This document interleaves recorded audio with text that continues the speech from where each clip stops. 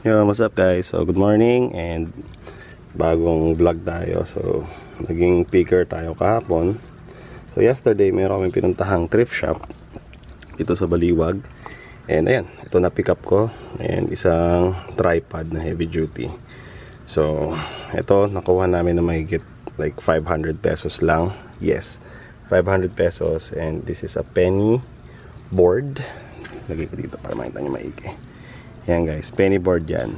So it's smaller than your average skateboard. However, ano siya, paano ba igaganyan ko na lang.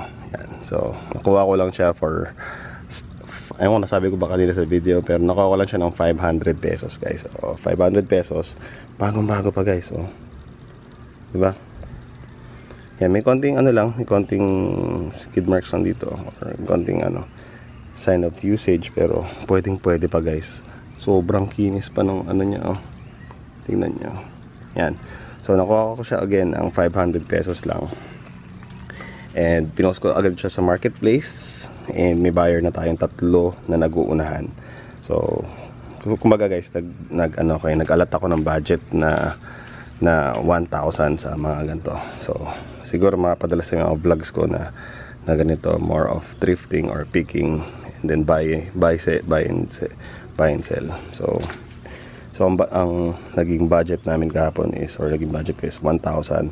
Nakakuha ko ng isang tripod na heavy duty na naisip namin na huwag nang ibenta kasi sayang, pwede na magamit sa mga future vlogs. Yun, nakuha lang namin ng 400. So total bill namin kahapon for our thrifting is 920.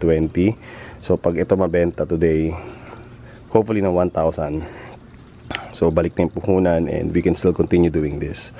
Ayun lang guys. So ano lang, tsaga-tsaga lang tayo sa mga items, and we'll be shocked. Baka ano yun, tingnan nyo maigi, ganda kasi nung unang kita ko talaga to, like sabi ko, uy, minsan lang makakita ng ganito kaganda. Linis talaga guys, tsaka original.